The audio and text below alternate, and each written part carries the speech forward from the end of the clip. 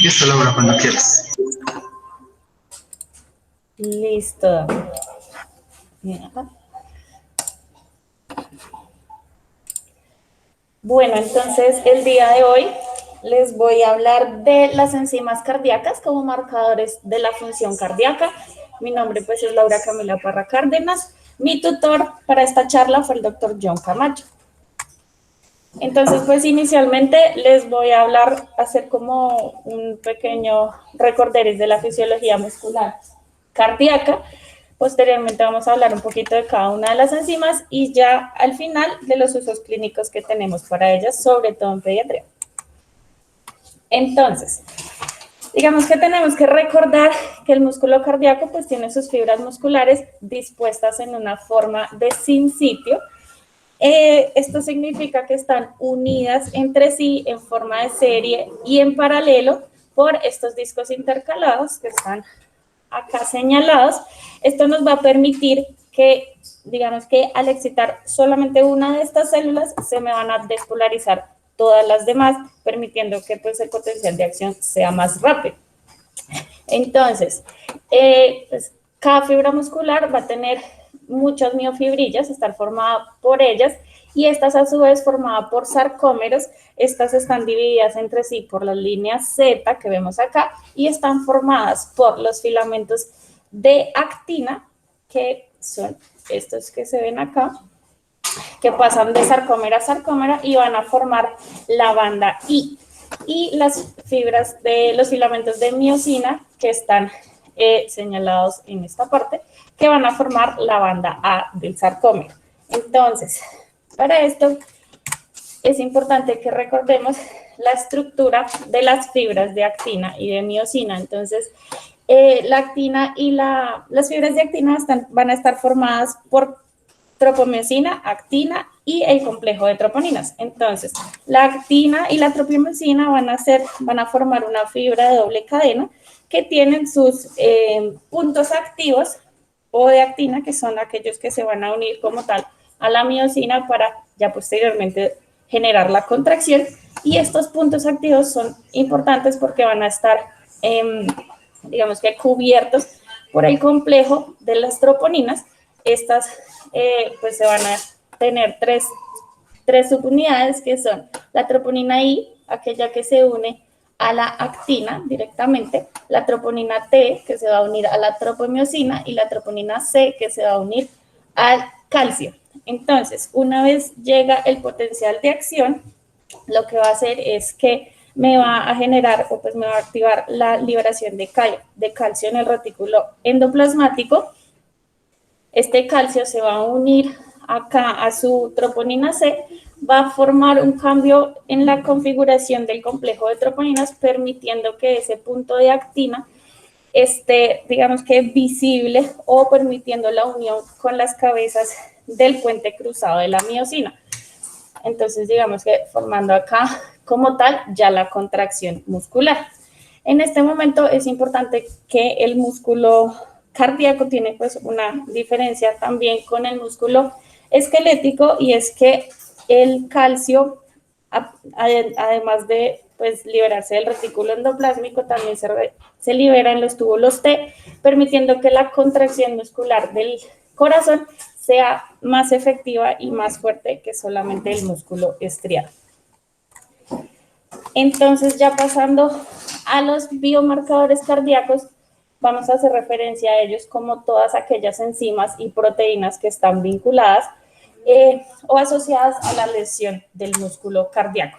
Entonces, de la primera que vamos a hablar va a ser la creatininfosfoquinasa o la CPK, enzima que pues la vamos a encontrar en el citosol de las células musculares. Esta puede estar tanto en el músculo esquelético como en el miocardio, y esta pues va a tener dos subunidades, la subunidad M y la subunidad B, que al combinarse de varias formas me forman tres isoformas que se van a, digamos que se van a caracterizar en cada uno de los tejidos. Entonces, la CKBB va a estar en el cerebro, CKMB va a estar a nivel del miocardio, que pues digamos que sería la que nos interesaría en esta charla, la CKMM, músculo esquelético, ¿Y qué es lo que hace esta enzima? Entonces lo que hace es que a nivel de la célula muscular en el citosol te libera o hace una desfosforilación de los grupos fosfatos de la fosfocreatina, permitiendo estos grupos fosfatos llevarlos a la mitocondria para, digamos que, aportarlos a la formación de energía para la formación a partir de ADP a ATP.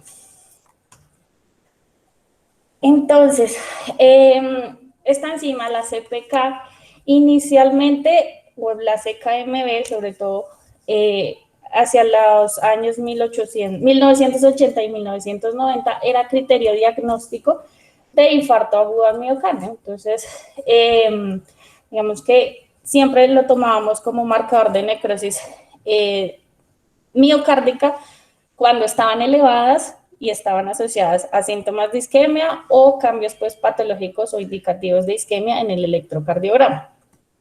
¿Cómo se medía esta enzima o pues cómo se mide? Se hace a partir de la electroforesis en sangre y era positiva o es positiva cuando está por encima del percentil 99 con unos valores normales más o menos entre 5 y 25 nanogramos por mililitro. El problema que se tiene con esta enzima realmente es que es muy poco específica, dado que la CKMB la podemos encontrar en un 85% en el miocardio, pero también otro porcentaje que estará en el miocardio de la CKMM. O también encontraremos la CKMB en el músculo esquelético más o menos en un 3 a un 5%. Entonces, aquí es fundamental, digamos, que evaluar cuál es el origen de la elevación de esta enzima. Entonces, vamos a tener que dividirlo en dos. Si el origen es cardíaco o si su origen es periférico. De origen cardíaco, pues básicamente que haya un daño en el miocardio. Y de origen periférico, podemos hablar de proteólisis, rhabdomiólisis, con el ejercicio intenso también se nos va a elevar la enzima, traumas, miopatías inflamatorias y medicamentos como la daptomicina, estatinas y antirretrovirales. En cuanto al daño miocárdico, pues en esta enzima vamos a tener que su elevación es rápida, se hace a las 4 y las 6 horas, hace un pico hacia las 12 a 24 horas y posteriormente tiene una caída muy rápida hacia las 48 horas. Ya se los voy a mostrar un poquito más adelante con una gráfica. Entonces, con la CKMB, para discriminar si es de origen cardíaco o esquelético, existe el índice relativo de CKMB, el cual pues lo vamos a sacar con la CKMB dividiéndola en la CK total por 100. Si este porcentaje es menor al 3%, podríamos decir que su origen es esquelético. Si es mayor al 5%, su origen sería cardíaco. Y acá les traigo pues un cuadrito de los valores normales de la CKMB, digamos que por grupo etario. Entonces, pues vean que va disminuyendo el rango con respecto a que nuestro niño va creciendo. La segunda enzima que les quiero hablar son las troponinas. Actualmente, pues, son los marcadores más específicos para injuria miocárdica con una sensibilidad del 100% y un valor predictivo negativo del 100%. Entonces, estas van a estar liberadas a la sangre cuando hay daños en los miocitos por la injuria miocárdica secundaria a citoquinas inflamatorias, a estrés oxidativo, a la isquemia, apoptosis o activación neuromoral. Entonces, digamos que aquí es importante que la liberación de las troponinas en sangre no es únicamente, digamos que marcador de isquemia, sino que nos habla de injuria miocárdica, pero no el mecanismo de esta injuria. Entonces, en esta gráfica quería mostrarles la elevación de las troponinas, digamos que en el tiempo. Entonces, antes de eso, miren acá la CK, que es la lineecita naranjita. Vamos a ver la elevación también rápida, 4 a 6 horas, pico hacia las 12 horas y se cae hacia las 48 horas. Contrario a lo que hacen las troponinas, que se elevan también rápidamente hacia las 4 horas, hacen un pico hacia las 12, 24 horas y persisten elevadas casi hasta los 7 a 10 días. Entonces, digamos que haciendo una comparación de estos biomarcadores con respecto a la lesión en el cardiomiocito, la troponina y la troponina T, pues tienen una especificidad muchísimo mayor con respecto a la CPK y un valor predictivo positivo muchísimo mayor también a la CPK, por eso son las que usamos como marcador de injuria miocárdica. ¿Qué otras causas me pueden elevar las troponinas? Entonces, la miocarditis me la puede elevar en un 44%, pericarditis de un 30 hasta un 50%, el trauma directo cardíaco un 72%, sepsis un 55%. Ahora, pues, con el contexto que estamos de pandemia, el CIMSTAC, falla cardíaca no es el marcador ideal para evaluar la falla cardíaca, pero también no lo puede elevar entre un 5 y 6%. Las taquiarritmias nos pueden elevar las troponinas. Entre un 28 y 48%, pues esto es secundario a que se acorta la fase de diástole, creando, digamos que, un espacio pequeño de isquemia miocárdica, y siempre en las quemaduras también, más o menos por encima de un 25% las vamos a tener elevadas. Aquí nuevamente les traigo pues la tabla de valores normales por grupo etario, entonces para que más adelante pues la tengan allí presente. Igual también es importante saber que las troponinas, digamos que los consensos internacionales, sobre todo estos de adultos, las toman positivas por encima del percentil 99. Listo. La siguiente enzima que vamos a tener, enzima biomarcador, es el péptido natriurético. El péptido natriurético tiene 4 tipos: el atrial, ANP, cerebral, BNP, tipo C, CNP, y la dendroapsis, péptido natriurético, DNP. Entonces, estos péptidos, digamos que se van a liberar o van a actuar en respuesta a la distensión del miocito. Principalmente les voy a hablar del péptido natriurético atrial y el BNP. Entonces, una vez se da la distensión del miocito, secundaria a aumento en el volumen o aumento de la presión, entonces vamos a tener la vasodilatación periférica, me va a disminuir la producción de aldosterona, disminuirá el tono de la arteria renal aferente, aumentará el tono de la eferente y aumentará el flujo renal, así como la filtración glomerular para llevarnos a la excreción de sodio y agua y pues disminuir un poco la distensión del miocito. El péptido natriurético atrial, se sintetiza y se almacena en las aurículas, sobre todo en gránulos en el citosol, y se van a liberar en respuesta a la distensión de la pared de la aurícula. Entonces, aumento en el volumen intravascular. Adicionalmente, se puede liberar secundario a neurotransmisores como las catecolaminas y a la endotelina. En cuanto al péptido natriurético cerebral o el BNP, aquí pues es importante recordar que existe el proBNP, que es un precursor del BNP, es su forma inactiva y va a ser un marcador de disfunción del ventrículo izquierdo. Estos dos se van a sintetizar de nuevo en los ventrículos cardíacos, nuevamente secundario al aumento en la tensión de la pared muscular. ¿Y para qué los usamos? Principalmente para el diagnóstico y seguimiento de falla cardíaca y digamos que la elevación de estos dos péptidos van a correlacionarse con la severidad de los síntomas de la falla cardíaca. Entonces, cuando encontramos el proBNP, por medio de enzimas proteolíticas, pues es el que me va a dar el BNP. El BNP va a tener una vida media de unos 20 minutos más o menos. Entonces, realmente él hace su acción y ya no quedan, digamos que residuos de por mucho tiempo. Otras causas de elevación del BNP, entonces lo podemos ver aumentado en falla renal, cuando hay sobrecarga de volumen, enfermedad vascular y lo que les decía, pues tiene una relación directa con la clase funcional. El ProBNP, cuando está por encima de 900, equivaldría a un BNP por encima de 100 picogramos mililitro y sería diagnóstico para falla cardíaca. Y la última enzima, pues proteína de la que les quería hablar, es la mioglobina. Es una proteína también citoplasmática, es un miembro de la familia de las globinas. Se va a producir en la embriogénesis, sobre todo en los ventrículos, pero ya en el adulto los vamos a encontrar tanto en aurícula como en ventrículo. La vamos a encontrar en músculo cardíaco, músculo estriado, cerebro, riñón e hígado.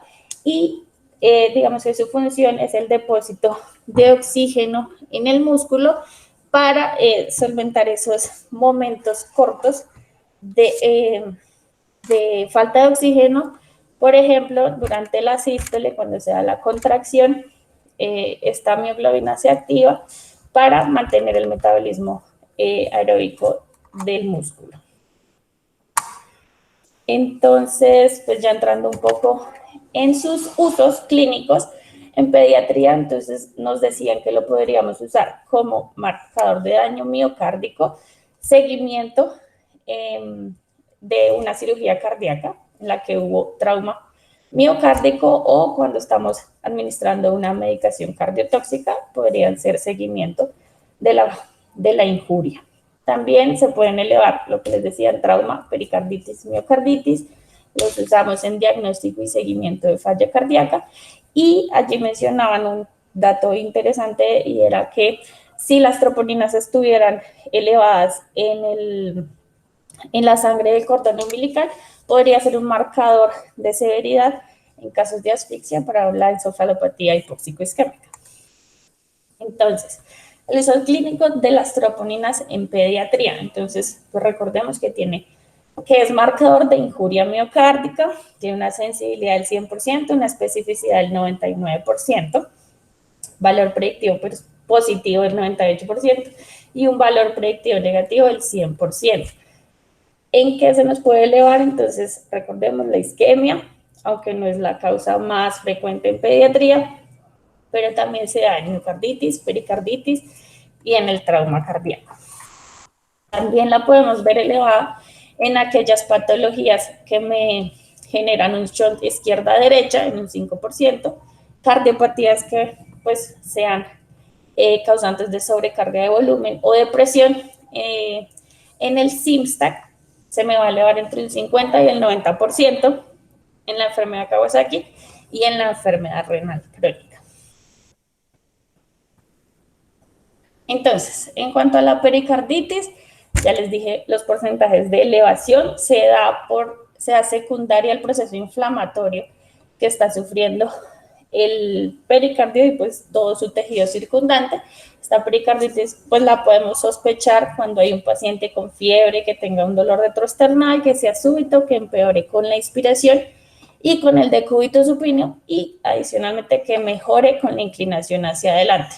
Que al examen físico le encontremos un frote pericárdico y si le tomamos un electrocardiograma encontremos una elevación del segmento ST y una depresión del segmento PL. Y en la miocarditis también vamos a encontrar una elevación de las troponinas aproximadamente del 44%.